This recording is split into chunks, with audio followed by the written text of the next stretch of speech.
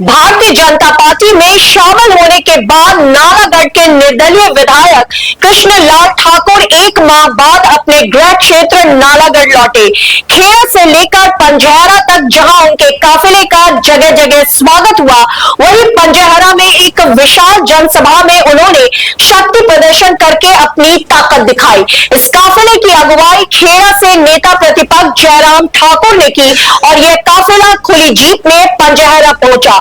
वहां पहुंचने पर केएल ठाकुर ने अपने विरोधियों व मुख्यमंत्री को औड़े हाथों लिया और जमकर भड़ास निकाली। उन्होंने कहा कि जो लोग कहते हैं कि वो बिक गए हैं, तो वो जान ले कि हम कांग्रेस के सदस्य नहीं बल्कि आजाद थे और हमने अंतरात्मा की आवाज पर भाजपा उम्मीदवार को राज्यसभा में वोट डाली। ठाकुर ने कहा कि 1.25 साल में नालागढ़ विधानसभा में विकास कार्य पूरी तरह से ठप हो गए थे। इस कारण से उन्होंने भाजपा का दामन थामने का निर्णय लिया। जो लोग कहते हैं कि कांग्रेस सीएम व सरकार के साथ उन्होंने धोखा किया है, वो आरोप गलत है, क्योंकि वो जनता के सहयोग से आजाद जीते थे। जनता व अपने समर्थकों से सलाह करके ही उन्होंने भाजपा में वापसी की है, क्योंकि उनकी मूल पृष्ठभूमि संघ व भाजपा की रही है। आज उन्होंने विधायक पद छोड़ा है तो सिर्फ पार्टी व जनता के लिए, ताकि यहाँ पर पुनः विकास की गंगा बह सके। अब लड़ाई विधायक की नहीं बल्कि बड़े पद की है। जयराम ठाकुर ने कहा कि अब लोकसभा के साथ साथ विधानसभा उपचुनाव होंगे। हालांकि अभी नालागढ़ की सीट पर उपचुनाव तय नहीं हुआ है, लेकिन याद रखना है कि अब वोट सिर्फ विधायक को नहीं बल्कि बड़ा आदमी बनाने को पड़ेगा। उन्होंने सीधा सीधा इशारा दे दिया कि सोलन जिले में भाजपा का कोई विधायक नहीं है और भाजपा सरकार बनने पर केएल ठाकुर का मंत्री पद बनना तय है। अब उसी हिसाब से वोट करना है। नालागढ़ विधानसभा क्षेत्र से निर्दलीय विधायक कृष्णलाल ठाकुर के विधानसभा की सदस्यता से त्यागपत्र देने के बाद वे भाजपा में शामिल हो गए। अभी ना तो उनका इस्तीफा स्वीकार हुआ है और ना ही चुनाव आयोग ने यहां उपचुनाव का ऐलान किया है। ऐसे में भाजपा की ओर अभी इस सीट के लिए प्रत्याशी की घोषणा भी नहीं की गई है, लेकिन पूर्व सीएम और भाजपा के वरिष्ठ नेता जयराम ठाकुर केएल ठाकुर के लिए टिकट मांगने यहां पहुंच गए।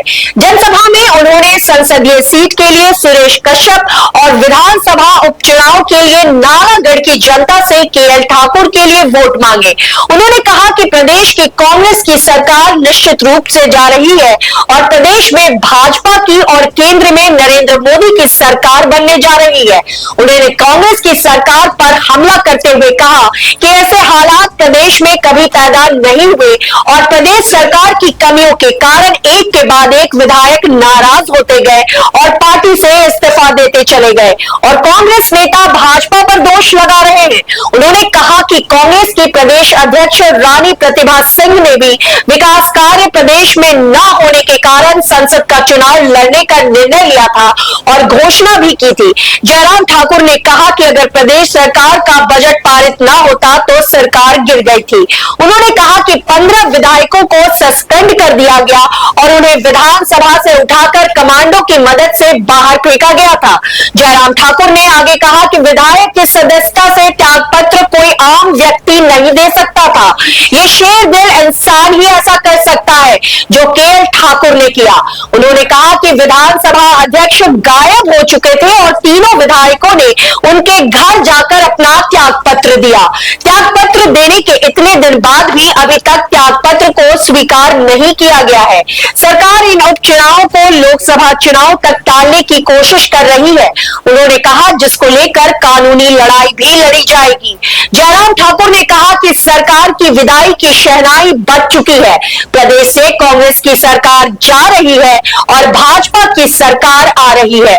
उन्होंने कहा कि सोलन जिले में भाजपा की एक भी सीट नहीं है और नालागढ़ की सीट जीतकर भाजपा सरकार बनाने के साथ साथ नालागढ़ के विधायक को एक बहुत बड़ा ओहदा दिया जाएगा, जिसकी घोषणा जयराम ठाकुर अपने संबोधन में खुले मन से की है।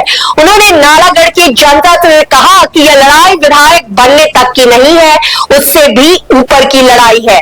उन्होंने कहा कि सरकार निश्चित रूप से जा चुकी है और उन्होंने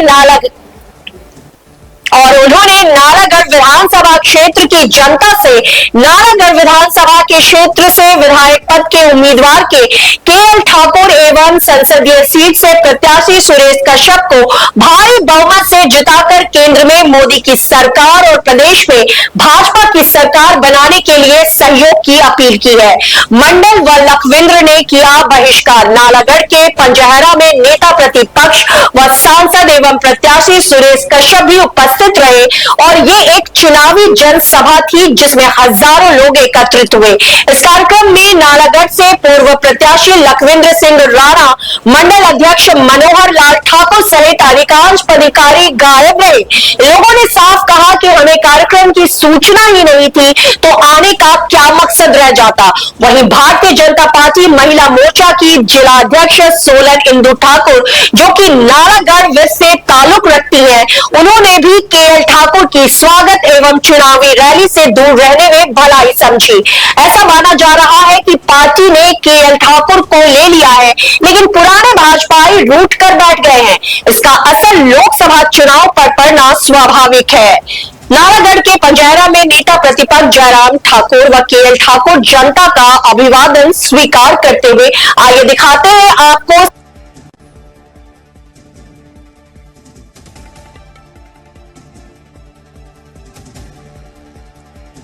हमारा धन्यवाद। कश्यप जी बुला रहे आ गया। जयराम जी को क्या सर जयराम जी ने आज आपको जो है भाजपा में द्वारा से सदस्यता ग्रहण किया, क्या कहना चाहते हैं? नहीं, ज्वाइन तो कर लिया मैंने 4-5 दिन पहले। भाजपा से दिल्ली में की है।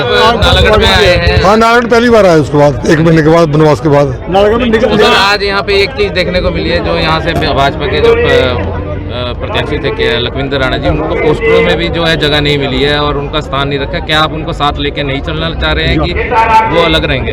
नहीं, ये तो फैसला पार्टी नेतृत्व में करना, उन्होंने करना है।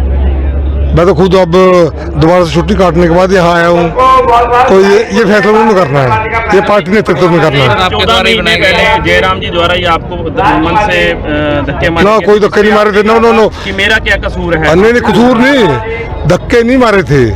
वो तो बैठने के लिए कह रहे थे, तो ऐसा उन्होंने, कुछ लोगों ने, शरारती लोगों ने ऐसा वीडियो बनाया कि उसमें धक्के लग रहे। धक्का, कोई धक्का नहीं मारा था। ऐसी नेचर ही नहीं धक्का मारने के लिए। आपने आपने ये भी बोला कि मेरा क्या कसूर है? बेइज्जत किया गया है? नहीं, मैंने नहीं किया। मैं कब बताऊँ मुझे क्या है मेरा क्या कसूर? तो मैंने इसलिए कहा था कि टिकट नहीं मिला था, उसके लिए कहा धक्के मारने के लिए मेरा कसूर नहीं था। अब राणे का समर्थन बोलने के राणे का क्या कसूर? राणे का कसूर तो मैं नहीं कह सकता, कुछ नहीं कह सकता। वो तो 20 साल बाद 3 बार कांग्रेस का इलेक्शन लड़के कांग्रेस से, ठीक है, भाजपा को गालियां देकर, बीजेपी के झंडे फूंक कर गए थे। मैं तो कांग्रेस में ज्वाइन की, मुझे कहते रहे, नहीं ज्वाइन की, सिर्फ सरकार को सपोर्ट किया था नालागढ़ की जनता के लिए। वो पर्पस भी हल नहीं हो रहा था, नालागढ़ की जनता का जो काम था वो भी नहीं हो रहा था, तो सरकार को सपोर्ट करने क्या औचित्य था? कांग्रेस में मैंने ज्वाइन नहीं किया, कांग्रेस तो मैंने कहा ही ना कह सकता हूँ, तो इसलिए मैं विचारधारा के साथ आया हूँ। लखविंद्र राणा जी के बारे में कुछ नहीं कहना चाहता हूँ, कोई बुरा नहीं, मैंने कहता लखविंद्र राणा जी को साथ लेकर चलेंगे? साथ चले, अच्छी बात है। नहीं, आप लेकर चलेंगे सर? या वो तो उनकी अंतरात्मा है, वो क्या करते हैं। दूसरी बात, हिमाचल में लोकसभा, सारे देश में लोकसभा चुनाव आए हैं, जो हिमाचल है उसमें 6 विधानसभा सीटों का ऐलान कर दे हैं, लेकिन जो 9 विधायक थे आप भी उसमें शामिल हैं। अभी हो जाएगा 10 दिन सर, 3 का 10 दिन में होने वाला है। 10 दिन में होने। इसमें जो सुक्खू की सरकार वो जाने वाली है और दूसरी आने वाली है ना? बिल्कुल, वो हमारी वजह से नहीं, वो उनकी अपना अंतरकला है, उनके विधायक और टूटने वाले हैं, ठीक है जी, है ना? हाँ जी, वो बहुत दुखी है। हाँ जी। हमने कुछ नहीं करा, हम तो निर्दलीय थे, हम तो किसी के साथ भी जाना था हमने, पर कांग्रेस के विधायक ही टूटने, वहाँ बड़े ग्रुप्स बन गए।